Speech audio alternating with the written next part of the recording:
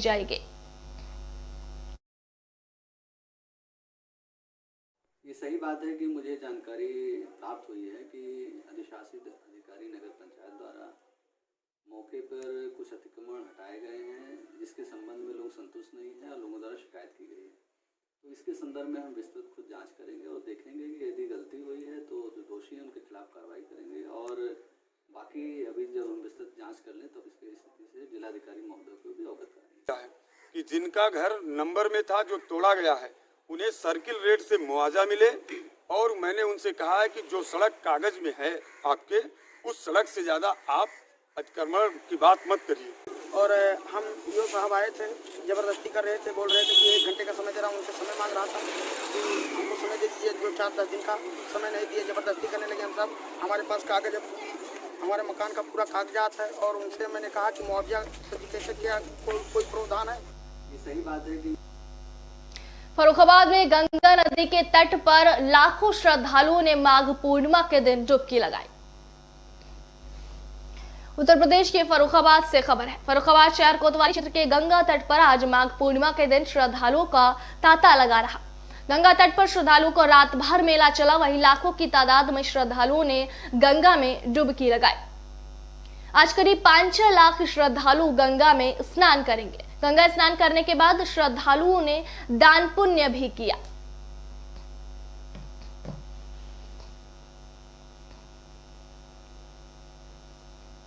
सिद्धार्थनगर में देह व्यापार रोकने को लेकर ज्ञापन सौंपा गया। उत्तर प्रदेश के सिद्धार्थनगर से खबर है। आपको बता दें, सिद्धार्थनगर पंचायत बिस्कोहर पश्चिम टोला में देह व्यापार रुकने का नाम नहीं ले रहा। वहीं बिस्कोहर पश्चिम टोला निवासी राजा और नरूल हुदा ने उप जिलाधिकारी को प्रार्थना पत्र देकर पश्चिम टोला में हो रहे देह व्यापार रोकने की मांग की। वहीं राजा ने बताया कि काफी दिनों से मैं मांग कर रहा हूं, पर मामला वहीं का वहीं है। पुलिस प्रशासन पर आरोप लगाते हुए कहा कि धंधा न बंद होना पुलिस की नाकामी है। अगर बिस्कोहर चौकी पुलिस इस घिनौने काम पर ध्यान देती तो अब तक देह व्यापार का धंधा बंद हो गया होता। राजा काफी वर्षों से इस काम को रोकने की गुहार लगा रहा है। आपको बता दें कि 11 जनवरी 2019 को बिस्कोहर पश्चिम टोला को एसडीएम त्रिभुवन प्रसाद ने गोद लिया था और शपथ खिलाई थी कि तुम लोग देह व्यापार छोड़ दो, मैं तुम्हारे परिवार की देखभाल करूंगा। काफी वर्ष यह चलता रहा, लेकिन एसडीएम त्रिभुवन प्रसाद जब यहाँ चले गए तो वो उनका कोई देखभाल नहीं करने वाला था। वहीं आपको बता दें, गड़िकाए वहीं देहू व्यापार चालू कर दिया गया था। वहीं थाना प्रभारी रणधीर मिश्रा ने देह व्यापार को रोकने के लिए सीसीटीवी कैमरा लगवा दिया था। पुलिस काफी सख्ती भी बरत रही है, लेकिन उसी परिवार से जुड़ा व्यक्ति पुलिस प्रशासन पर आरोप लगा रहा है कि अभी भी देह व्यापार बंद नहीं हुआ। अब इस पर पुलिस विभाग के ऊपर सवालिया निशान खड़े होते हैं कि पुलिस विभाग इस पर क्या कर रहा है आखिर।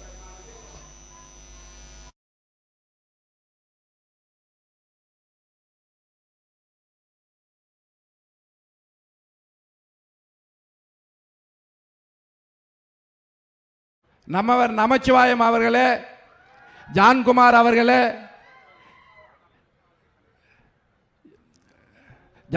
அவர்களே, மற்றும் மாநில பொதுச் செயலாளர் அவர்களே, முன்னாள் எம்எல்ஏ தீபாஞ்சன் அவர்களே, இளங்கோவன் அவர்களே, செல்வகணபதி எம்எல்ஏ அவர்களே, வெங்கடேசன் தற்பொழுது இணைந்த வெங்கடேசன் அவர்களே, அனைவருக்கும் முதல்ல வணக்கம். முதல் முறையாக காரைக்காலில் இந்த சந்தை திடலில் வரலாறு காணாத அளவிற்கு 15,000க்கும் மேற்பட்ட கூட்டம் கூடிய கூட்டம் பாரதிய ஜனதா கட்சியினுடைய முதல் கூட்டம், தேர்தல் பொதுக்கூட்டம். இந்த கூட்டத்திற்கு வருகை தந்திருக்கும் முதலாக காரைக்காலுக்கு வருகை தந்திருக்கும் நம்மளுடைய அமித்ஷா அவர்கள், அதாவது காஷ்மீரில் கையை வைத்தால் நாடே கொந்தளிப்பான்னு சொன்னாங்க. ஆர்டிகல் 317 அதை பத்தி கவலைப்படாம பார்லமெண்டத்தில் என் உயிர் போனாலும் காஷ்மீர் இந்தியாவின் ஒரு பகுதி என்று பிஜேபியினுடைய கொள்கையை அமல்படுத்திய அமித்ஷா அவர்களுக்கு அத்தனை பேரும் எழுந்து புதுச்சேரி மாநிலம் சார்பாக கரகோஷத்துடன் ஒரு மிகப்பெரிய கைத்தட்டல் வழங்கிய இந்த தேசத்தை காஷ்மீரில் இருந்து காத்த அமித்ஷா அவர்களுக்கு மிகப்பெரிய பாராட்டு. பாரதிய ஜனதா கட்சி ஆரம்பிச்ச நோக்கம் ஆர்டிகல் 370, அயோத்தி ராமர் கோயில், ஒரே நாடு ஒரே சட்டம், அதாவது எதை எதெல்லாம் நாம் கனவு கண்டமோ 50 ஆண்டுகள் எதை எதெல்லாம் கனவு கண்டமோ அத்தனையும் தன்னுடைய வாழ்நாளில் உள்துறை அமைச்சராய் ஓராண்டில் நிறைவேற்றி காட்டிய சாதனையாளர் யார் என்ன? நம்மளுடைய உள்துறை அமைச்சர் அமித்ஷா அவர்கள். அது மட்டும் கிடையாது, இன்னைக்கு காரைக்காலில் கால் வச்சுக்கிறார். அமித்ஷா அவர்கள் எங்கெங்கெல்லாம் கால் வைக்கிறார்களோ அங்க 100% வெற்றி உறுதி. முதல் முறையாக ஊபி அமித்ஷா அவர்கள் ஜெனரல் செக்ரட்டரியா இருக்கும் போது ஊபிக்கு தேர்தல் பொறுப்பாளர் 2014 கொடுத்தாங்க. 80 சீட்டு பாராளுமன்ற சீட்ல 73 சீட்டு வெற்றி உலக அளவில் இமாலயில் சாதனை புரிந்தவர் நம்மளுடைய அமித்ஷா அவர்கள் என்பதை மறக்க முடியாது. ஒரு ஸ்டேட்டுக்கு அவர் வராரு அப்படின்னாலே ஒட்டு மொத்தமா கால் வைக்கிறாங்க அப்படின்னா நம்ம கண்ட கனவு நிறைவேறுது. காங்கிரஸ் இல்லா புதுச்சேரி அப்படின்னு நாம் முடிவு பண்ணோம். 2 ஆண்டுகள் வேலை பார்த்தோம். இன்னைக்கு இதே மேடையில் உருவாக்கிறார் அமித்ஷா அவர்கள். காங்கிரஸ் இல்லா புதுச்சேரி உருவாயிடுது, அதோட மாற்று கருத்து கிடையாது. 50 ஆண்டுகள் நாராயணசாமி, ஃபாரூக், வைத்திலிங்கம், சண்முகம் எல்லாமே ஒரே வாசகத்தான் சொன்னாங்க. காங்கிரஸ் ஓட்டு கேட்கும் போது மத்தியிலும் மாநிலத்திலும் ஒரே ஆட்சி, அப்ப காங்கிரஸ் ஆட்சின்னு சொல்லி மக்களிடம் ஓட்டு கேட்டாங்க. 50 ஆண்டுகள் புதுச்சேரி மாநிலம் எந்த விதமான டெவலப்மெண்ட்டுமே கிடையாது. பிரதமருடைய அத்தனை ஸ்கீம், ஆவாஸ் யோஜனா, ஆயுஷ்மான் எந்த ஸ்கீமே நிறைவேற்றல. ஆனா நாமளும் அவங்க சொன்னதான் திருப்பி சொல்ல போறோம். மத்தியிலும் மாநிலத்திலும் ஒரே ஆட்சி, பாரதிய ஜனதா கட்சி ஆட்சி அல்லது பாரதிய ஜனதா கட்சியினுடைய கூட்டணி ஆட்சி அமைப்பதுதான் நம்மளுடைய இலக்கு. இன்னைக்கு இந்த நாட்டில் சர்தார் வல்லபாய் பட்டேலுக்கு பிறகு இந்தியாவை ஒரு மிகப்பெரிய ஒரு விஷயம் நான் சொல்லுவேன். 6 ஆண்டுகள் இந்த மாநிலத்தில் குண்டு வெடிக்காம, கலவரம் நடக்காம, முஸ்லிம்களா நம்ம தெளிவா சொல்லுவோம். முஸ்லிம் சொல்றாங்க இன்னைக்கு பிஜேபி முஸ்லிமுக்கு எதிரானது. நான் சொல்றேன், பாரத பிரதமர் நரேந்திர மோடியுடைய ஆட்சியிலும் உள்துறை அமைச்சர் அமித்ஷா ஆட்சியிலும் 6 ஆண்டுகள் மத கலவரம் நடக்காம இருந்த இந்தியா இருக்குதுன்னா அது இவங்க உள்துறை அமைச்சர் அமித்ஷா அவர்களுடைய அமைச்சரவையில் நடந்த இதுவரை மத கலவரங்கள் கிடையாது, குண்டு வெடிப்பு கிடையாது. உள்நாட்டு பாதுகாப்பு, வெளிநாட்டு பாதுகாப்பு, ஒட்டு மொத்தமும் இந்த தேசத்தை காக்கக்கூடியவர் ராமராக பாரத பிரதமர் நரேந்திர மோடியும் அனுமனாக அமித்ஷா அவர்களும் இருப்பது காரைக்காலுக்கு நாங்க ஒரு சபதமா சொல்றோம். உங்க கையில 30 சீட்டு இருக்குது புதுச்சேரி மாநிலத்தில்.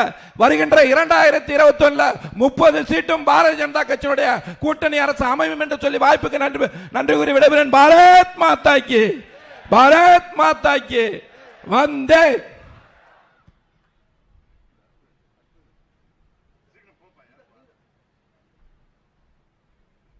அடுத்தபடியாக நம்முடைய அரசியல் சாணக்கியர், நம்முடைய காரைக்கால் மாநகருக்கு வருகை தந்திருக்கக்கூடிய அமித்ஷா அவர்கள் இப்போது உங்கள் முன்னாலே பேசுவார்கள். பாரத் மாதா கி, பாரத் மாதா கி, பாரத் மாதா கி. பாரதிய ஜனதா கட்சி, பாரதிய ஜனதா கட்சி, பாரத் மாதா கி.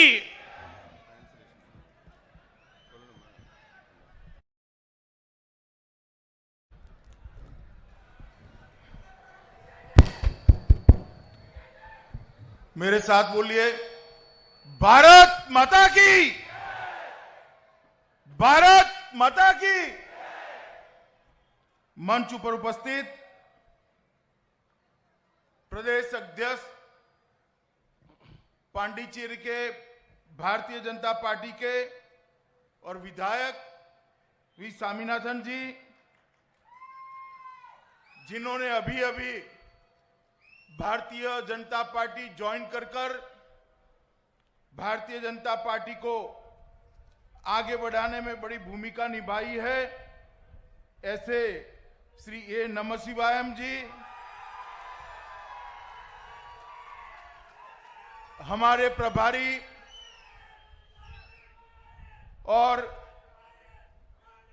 केंद्रीय मंत्री श्री अर्जुन राम मेघवाल जी,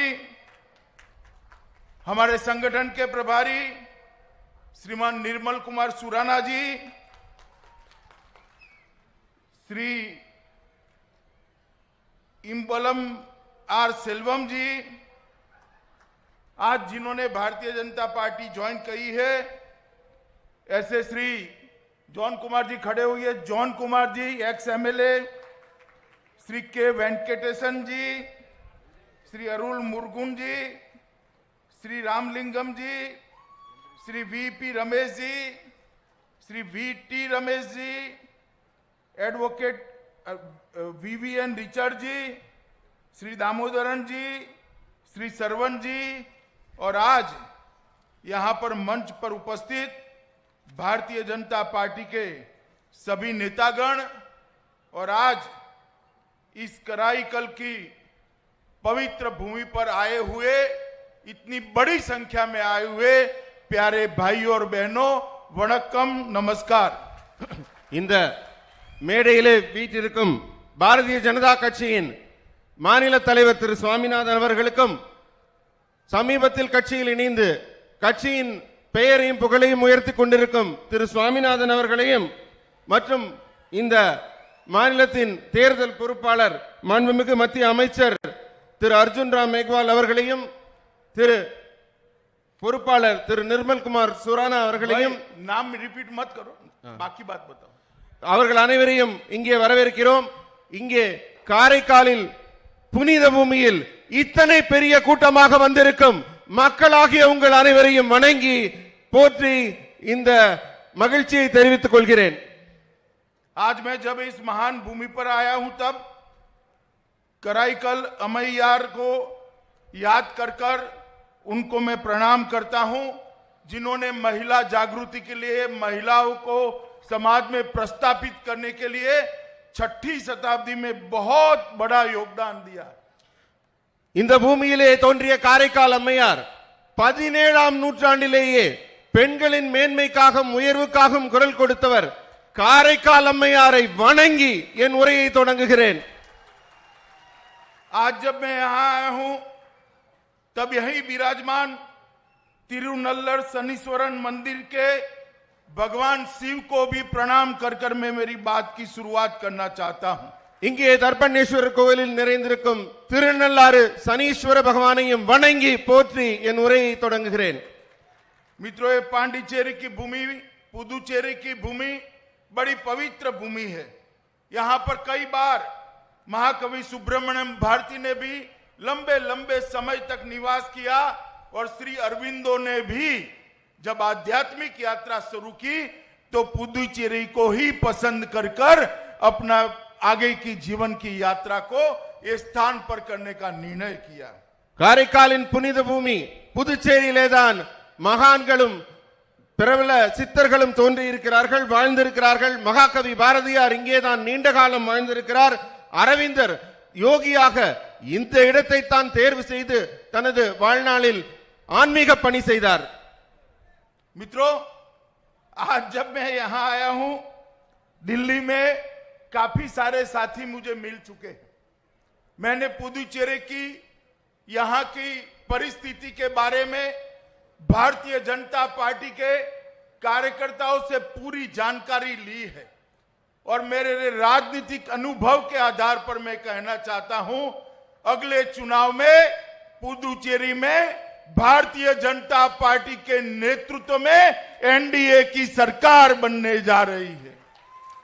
நண்பர்களே, இங்கே வந்திருக்கும் அனைவரையும் நான் ஏற்கனவே சந்தித்திருந்தாலும் இங்கே புதுச்சேரியிலே இப்போது இங்கே வந்து இங்கிருக்கும் நிகழ்வுகளையும் என் கண்ணார கண்டு மகிழ்ந்து கொண்டிருக்கிறேன். இங்கே நடந்திருக்கும் நிகழ்வுகளை என் அரசியல் அனுபவத்தை வைத்து உங்கள் முன் சொல்கிறேன். வரும் தேர்தலில் பாரதிய ஜனதா கட்சியின் தலைமையிலேதான் புதிய ஆட்சி மலரப் போகிறது. இதுதான் உண்மை. मित्रों, हम जब से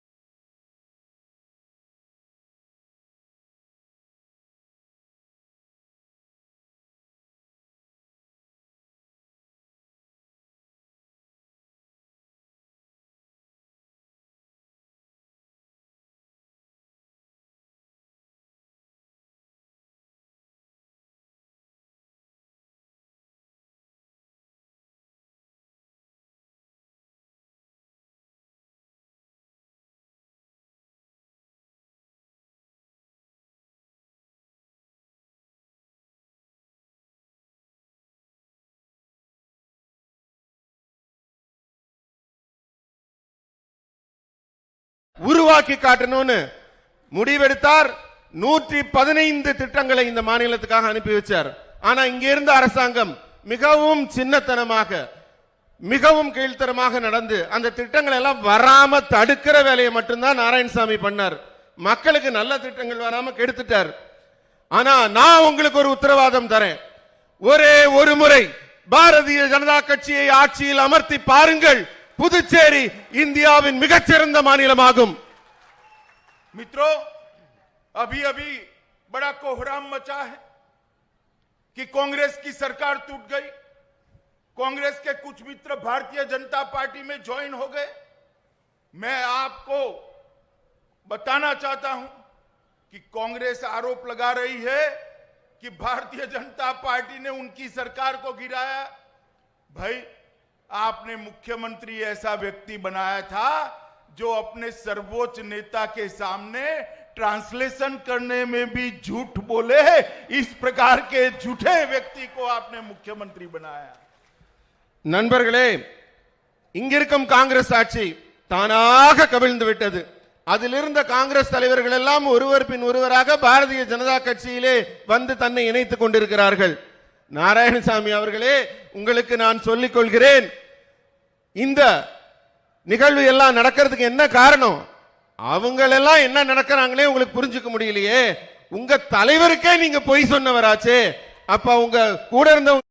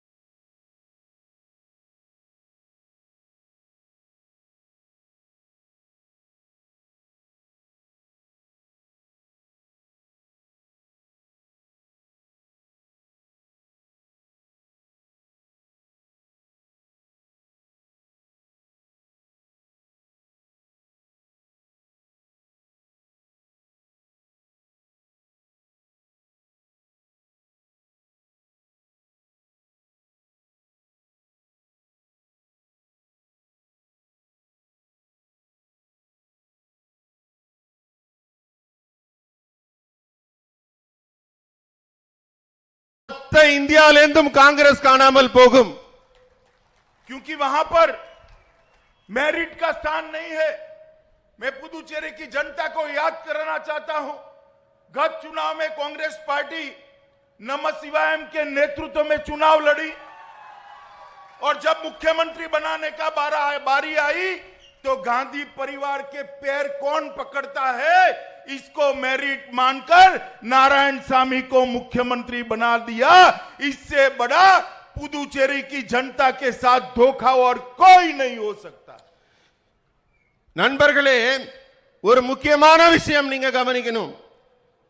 நம்ம நமச்சிவாயம் அவர்கள் தலைமையில் ஆட்சி அமைக்கிறோம் சொல்லி போன தேர்தலில் அவர் ஆட்சியை பிடிச்சாரு. ஆனா மேல போய் டில்லியில காந்தி குடும்பத்து காலை பிடிச்சாரு. காலை பிடிச்சு ஆட்சியை தாவாங்கினாரு. தகுதிக்கும் திறமைக்கும் என்றைக்குமே அவர் வாய்ப்பு கொடுத்ததில்ல. கால் கையை பிடிச்சு பதவி பிடிக்கிறதுல தான் அவர் கவனம் இருந்தது. இது புதுச்சேரி மக்களுக்கு செய்த துரோகம் இல்லையா? நீங்க போட்ட வாக்கு அவர் அவமானப்படுத்தலையா? मित्रों, यहां पर इस छोटे से प्रदेश में भ्रष्टाचार की गंगा को बहाने का काम ये नारायणसामी सरकार ने किया। இங்கே ஊழலை மட்டும் வளர்க்கும் ஒரே வேலையை தான் அவர் உருப்படியா செஞ்சிருக்காரு. धोती सारी स्कैम 15,000 करोड़ जो भारत सरकार ने यहां सीधे भेजे। मैं आज आप लोगों को पूछना चाहता हूं, आपके गांव में ये 15,000 करोड़ रुपया आया है क्या? புதுச்சேரியின் வளர்ச்சிக்காக மத்திய அரசு நாராயணசாமியின் அரசுக்கு 15,000 கோடி ரூபாய் வழங்கி இருக்கு. அதெல்லாம் முன்னுக்கு வரணும்னு. ஆனால் நீங்க சொல்லுங்க, உங்க ஊர்ல எல்லாம் அந்த பணத்தோட வளர்ச்சியோ திட்டங்களோ வந்து சேர்ந்திருக்கா? आया है क्या? வந்திருக்கா? பதில் சொல்லுங்க. तो मोदी जी ने भेजा हुआ 15,000 करोड़ कहां गया? ये नारायण स्वामी ने ये 15,000 करोड़ रुपया कट मनी कर गांधी परिवार की सेवा में दिल्ली भेज दिया. 15,000 கோடி ரூபாய் கொஞ்சம் இல்ல, டெல்லி கொடுத்தது. அந்த பணம் உங்க மக்களுக்கு திட்டமா வந்து சேரலன்னா வேற எங்க போய் சேர்ந்திருக்கும்? டெல்லியில காந்தி குடும்பத்துக்கு அதெல்லாத்தையும் திருப்பி விடுற வேலையை தான் இவர் உருப்படியா பண்ணியிருக்காரு. மக்களுக்கு மத்திய அரசு கொடுத்த பணத்தை கூட கொண்டு சேர்க்க முடியாத முதல்வர் தான் இங்க இதுவரை செயல்பட்டிருக்காரு. इन्होंने एसटी एससी फंड को भी नहीं छोड़ा है. இவர் பட்டியலினத்த மக்களுக்காக ஒதுக்கப்பட்ட எஸ்சி எஸ்டிக்காக ஒதுக்கப்பட்ட பணத்தை கூட விட்டு வைக்கவில்லை. पुदुचेरी बेरोजगारी में देश में नंबर 1 है, जहां 75% से अधिक युवा बेरोजगार है. मैं आज आपको विश्वास दिलाकर जाता हूं, आप भारतीय जनता पार्टी के नेतृत्व में एनडीए की सरकार बनाइए, ये 75% का जो बेरोजगारी का दर है उसको हम 40% के नीचे लाकर रहेंगे. புதுச்சேரி எதுலயாவது முன்னாடி இருக்கான்னு பாக்குறேன். பார்த்தா இங்க படிச்ச இளைஞர்கள் 75% பேர் வேலை இல்லாம இருக்காங்க. வேலையில்லா திண்டாட்டத்துல போய் முன்னணியில இருக்கு. நான் உங்களுக்கு ஒரு வாக்கு தரேன், புதுச்சேரியில பாஜக ஆட்சி அமைந்தவுடன் இந்த எண்ணிக்கையை 40%க்கு கீழே நான் உடனடியாக கொண்டு வருவேன். எல்லா இளைஞர்களுக்கும் வேலை கிடைக்க வாய்ப்பு ஏற்படுத்தி தருவோம். मित्रों, पुदुचेरी की चुनाव में कांग्रेस पार्टी ने वादा किया था कि हम आईटी पार्क लाएंगे, इलेक्ट्रॉनिक पार्क लाएंगे.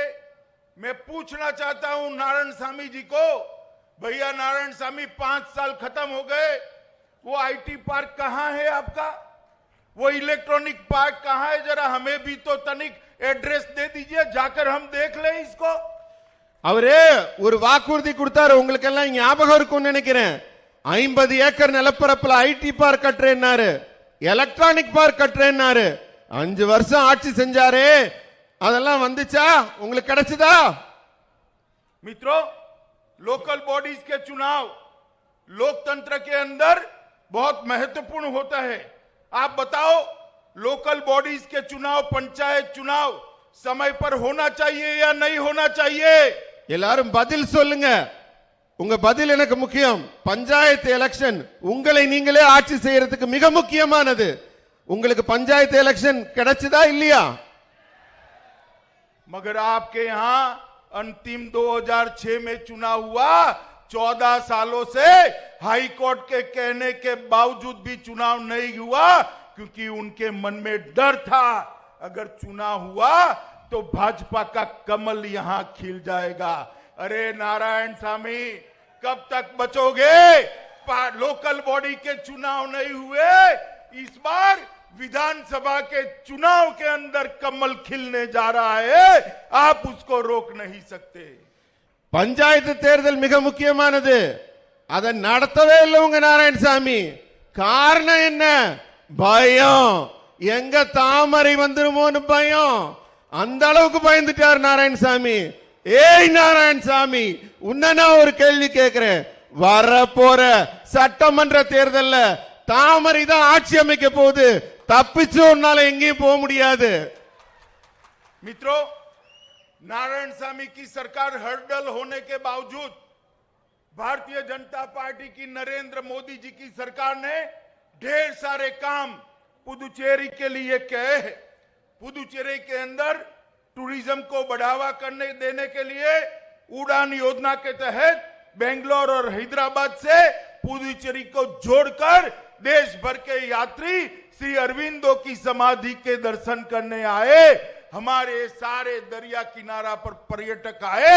इसके लिए उड़ान योजना से पुडुचेरी को कनेक्ट करने का काम नरेंद्र मोदी जी ने किया है.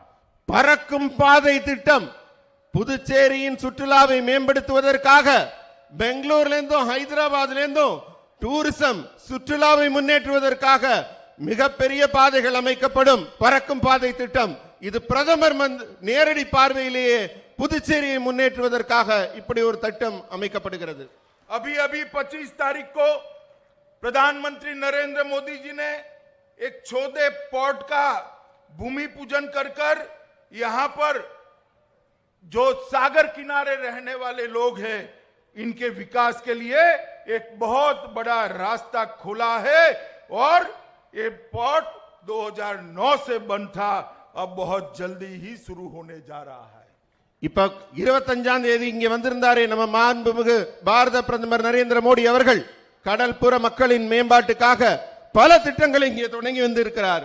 அது இந்த பகுதியில் வாழும் எல்லா பிரதேச பாண்டிச்சேரி காரைக்கால் மக்களுக்கு மிகப்பெரிய ஒரு மேம்பாடாக அந்த திட்டங்கள் அமைய இருக்கிறது.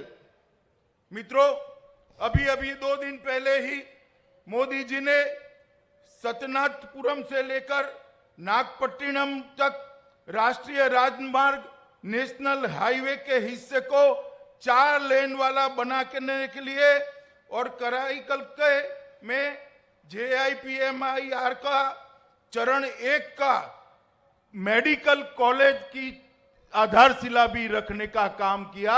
मुझे बताओ, कभी इतने छोटे से स्थान पर मेडिकल कॉलेज किसी सरकार ने दिया है? ये नरेंद्र मोदी सरकार है जो हमारे स्थान के विकास के लिए समर्पित है. மக்களே, நீங்க எல்லாம் கொஞ்சம் சிந்திச்சு பாருங்க. இப்ப 2 நாள் முன்னாடி பிரதமர் அறிவிச்சிட்டு போயிருக்கார் காரைக்கால்ல மருத்துவ கல்லூரி அமைய இருக்குன்னு. இதுவரைக்கும் இது போல நடந்திருக்கா? இந்த சின்ன பிரதேசத்துக்கு ஒரு மருத்துவ கல்லூரியை மத்திய அரசு அமைக்கிற இவ்வளவு பெரிய ஒரு திட்டத்தை இதுவரை யாராவது உங்களுக்காக கொடுத்திருக்காங்களா? நம்ம நரேந்திர மோடி அரசு தான் கொடுத்திருக்கு.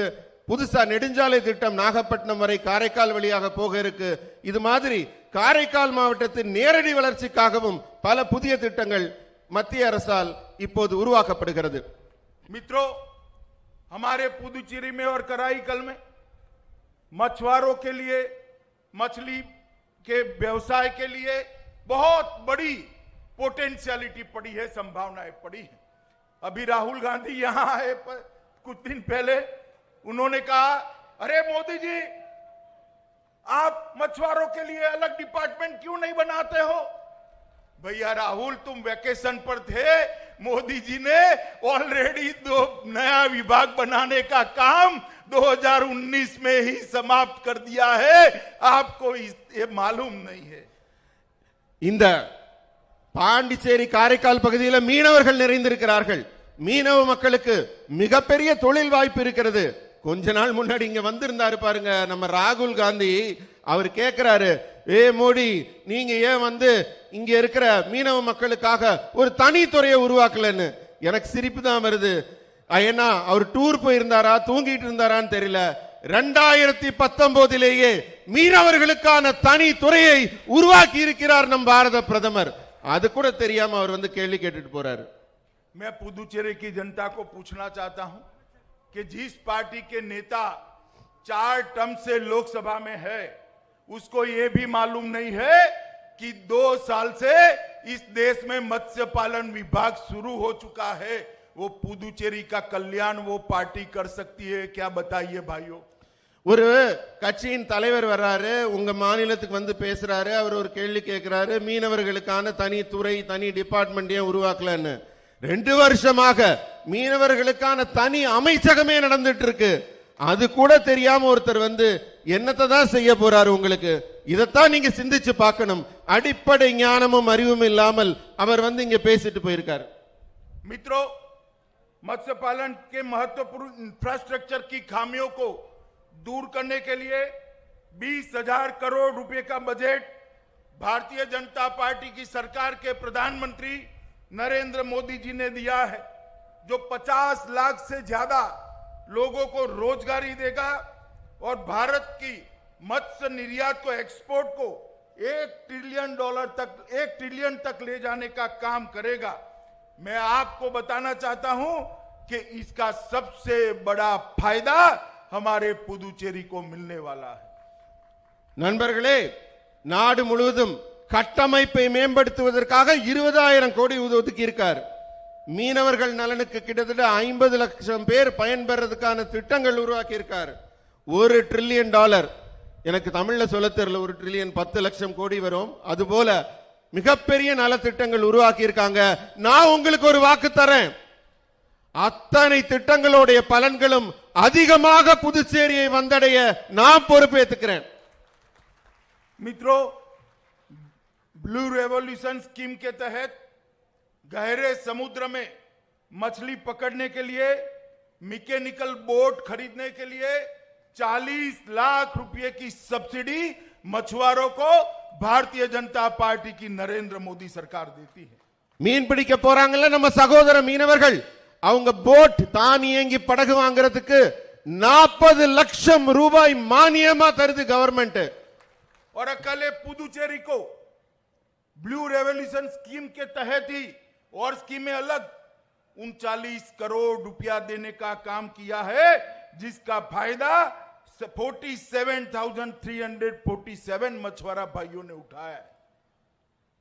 நீல புரட்சி திட்டத்தின் கீழே இதுவரை பல முன்னேற்ற திட்டங்கள் ஏற்படுத்தப்பட்டிருக்கு. 29 லட்சம் கோடி ரூபாய் அளவிற்கு அதுக்கான திட்டம் மொத்த தொகை ஒதுக்கப்பட்டிருக்கு. நேரடியாக தென் பிராந்தியத்தை 47,000 மேற்பட்ட மீனவர்கள் இதுவரை பயன்பெறுவதற்காக அதில் சேர்க்கப்பட்டிருக்கிறார்கள் அந்த திட்டத்தில். भाइयों और बहनों, ये यूटी है, भारत सरकार की ढेर सारी स्कीमें मोदी जी ने यहां लागू की है. यहां पर स्वच्छ भारत मिशन के तहत 100% घरों में 89,090 घरों में शौचालय टॉयलेट बनाने का काम समाप्त कर दिया गया है. இங்கே கிட்டத்தட்ட 90,000 குடும்பங்களுக்கு வீடுகள்ல இலவச கழிப்பறை மத்திய அரசால கட்டி தரப்பட்டுள்ளது. இதுவரை சுற்றுப்புற சுகாதார மேம்பாட்டுக்காக 90,000 குடும்பங்கள் இருக்கிற வீடுகளுக்கு இலவச கழிப்பறை கட்டி தரப்பட்டுள்ளது. एक राष्ट्र एक ration card, one nation one ration card की स्कीम पूरी 100% 6,25,000 फैमिली को यहां मिल गई है. अगर पुदुचेरी से कोई तमिलनाडु के अंदर नौकरी के लिए जाता है तो उसको भी अपना राशन तमिलनाडु हो, कर्नाटक हो, हैदराबाद हो, केरल हो, कहीं पर भी मिल सके, इस प्रकार की व्यवस्था नरेंद्र मोदी सरकार ने की है. குடும்பங்களுக்கு ரேஷன் கார்டு கொடுக்கறாங்க. அந்த மாநில அரசுக்கு அந்த பொறுப்பு இருக்கு ரேஷன் கொடுக்கிறதுக்கு. ஆனா மோடி என்ன செஞ்சாரு, ஒரே நாடு ஒரே கார்டுன்ற திட்டம் கொடுத்தாரு.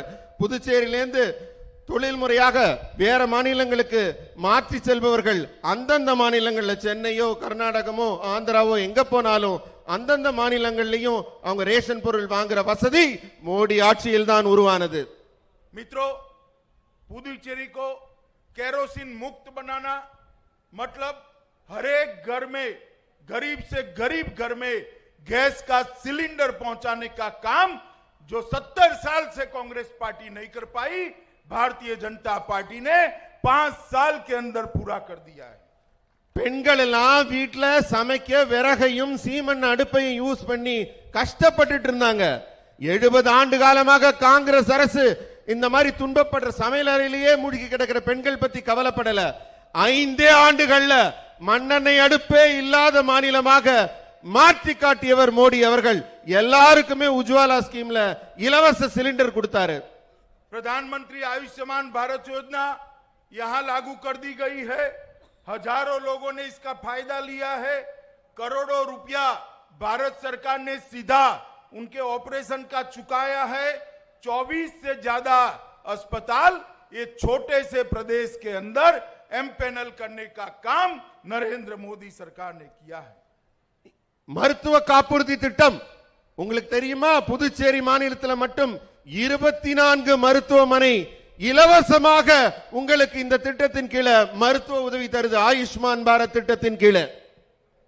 मित्रों, यहां पर जल जीवन मिशन भी लागू हो रहा है. मैं आप सभी को आश्वस्त करना चाहता हूं कि आप भाजपा की सरकार बनाइए, एनडीए की सरकार बनाइए. 2022 आजादी के 75 साल जब होंगे तब यहां पर हर गरीब के घर में नल से पाइपलाइन से शुद्ध पीने का पानी पहुंचाने का काम ये भारतीय जनता पार्टी की सरकार करेगी। ஆகவே நண்பர்களே, உங்கள் எல்லோரையும் நான் ஒரே ஒரு விஷயம் கேட்டுக்கிறேன். புதுச்சேரி மாநிலத்தில் பாரதிய ஜனதா கட்சியின் என்டிஏவின் ஆட்சியை உருவாக்குங்கள். உங்களுக்கு நான் தர உத்தரவாதம், எப்பம் இந்தியா வந்து தன்னுடைய 75வது சுதந்திர தினத்தை கொண்டாடி கொண்டிருக்குமோ அப்போது இங்கே புதுச்சேரியிலே பாரதிய ஜனதா கட்சியின் ஆட்சி இருக்கும். வீட்டுல பைப்பை திறந்தீங்கன்னா குடிக்கிறதுக்கு சுத்தமான தண்ணீர் கிடைக்கும். मित्रों, हमारे प्रधानमंत्री जी ने बेस्ट का नारा दिया है। पुदुचेरी को बेस्ट बनाना है। बेस्ट का मतलब है बी से होता है बिजनेस, ई से होता है एजुकेशन, एस से होता है स्पिरिचुअल हब और टी से होता है टूरिज्म। ये बेस्ट के 4 शब्दों ही पुदुचेरी के विकास की एक नींव है। इसके आधार पर ये पुदुचेरी को देश का गहना बनाने का काम ये भारतीय जनता पार्टी की सरकार करेगी। நண்பர்களே, 25ஆம் தேதி நம்ம பாரத பிரதமர் வந்து உங்ககிட்ட பேசினாரு. என்ன சொன்னாரு? புதுச்சேரியை பெஸ்டா உருவாக்குவேன்னாரு. சொன்னாரா இல்லையா? பெஸ்ட்னா என்ன? பீனா பிசினஸ், ஈனா எஜுகேஷன், எஸ்னா உங்களுக்கு ஸ்பிரிச்சுவல். அதனால வணிகம், கல்வி, ஆன்மீகம், சுற்றுலா, இது 4லையும் புதுச்சேரியை உன்னதமான மாநிலமாக ஆக்கி காட்டுவேன்னு சொல்லியிருக்காரு. मित्रों, पुदुचेरी का युवा स्मार्ट है, मेहनती है, उसको मौका चाहिए। मैं पुदुचेरी के युवाओं को कहना चाहता हूं, आप एक बार परिवर्तन कर कर कमल की सरकार बनाइए। विश्व भर के युवाओं के साथ स्पर्धा करने का प्लेटफॉर्म नरेंद्र मोदी जी आपको देंगे। புதுச்சேரியில கல்வி அறிவு மிக அதிகம். இங்க இருக்க இளைஞர்கள் திறமை வாய்ந்த இளைஞர்கள் இங்க இருக்கிறவங்க எல்லாம். ஆனா அந்த திறமைக்கு இங்க இதுவரைக்கும் தீனி போடப்படல. புதுச்சேரியில இருக்க இளைஞர்களே, ஒரு முறை ஆட்சியை மாற்றி காட்டுங்கள். உங்கள் அத்தனை பேர் தலை எழுத்தையும் கல்வி வாய்ப்பையும் வேலை வாய்ப்பையும் பாரதிய ஜனதா கட்சி கண்டிப்பாக மாற்றி காட்டும். मित्रों, सबसे अंत में मैं आप लोगों से क्षमा प्रार्थी भी हूं, क्योंकि मैं महान तमिल भाषा में बोल नहीं सकता। मुझे भी तमिल भाषा में अगर मैं बोल सकता तो बहुत अच्छा लगता। நண்பர்களே, உங்க எல்லார்கிட்டையும் நான் ஒரு மன்னிப்பு கேட்டுக்கிறேன். என்னன்னா, உலகின் உன்னதமான மூத்த தமிழ் மொழியில் என்னால பேச முடியலையேங்கிற ஏக்கம் எனக்கு இருக்கு. நான் அதுல பேசியிருந்தா இன்னும் ரொம்ப சந்தோஷப்பட்டிருப்பேன். मगर आज मन की बात में हमारे प्रधानमंत्री जी ने कहा है कि वो सीएम थे तब भी तमिल सीखना चाहते थे, व्यस्तता के कारण सीख नहीं पाए। पीएम है फिर भी उन्होंने कहा है कि मैं तमिल सीखना चाहता हूं और तमिल भाइयों से तमिल भाषा में बात करना चाहता हूं। மன் கி பாத்ல நம்ம பிரதமர் பெருமையோட சொன்னார், நான் வந்து குஜராத்ல சிஎம்ஆ இருக்கப்பயே தமிழ் கத்துக்கணும்னு ஆசைப்பட்டேன், வேலைப்பளு காரணமா என்னால கத்துக்க முடியலன்னு. ஆனா இப்ப பிரதமரான பிறகு சொல்றார், நான் இன்னும் அந்த ஆசையை விடல, கண்டிப்பா தமிழ் கத்துக்குவேன், தமிழ்ல நான் எல்லாரோடையும் பேச ஆசைப்படுறேன்னு இன்னும் அந்த ஆசையை மறக்காம இருக்கார். அப்படிப்பட்ட உன்னதமான மொழியில உங்கள்ட்ட பேசணும்னு நானும் ஆசைப்படுறேன். मुझे बताइए, कराईकल के लोग बताए कि आप मोदी जी के हाथ मजबूत करोगे? காரைக்கால் மக்களே, எனக்கு நீங்க பதில் சொல்லுங்க ஒரே குரல்ல. மோடியின் கரத்தை வலுப்படுத்துவீர்களா? कमल के निशान पर बटन दबाएंगे? தாமரை சின்னத்தில் வாக்களிப்பீங்களா? भाजपा की सरकार बनाएंगे? பாஜக அரசை உருவாக்குவீர்களா?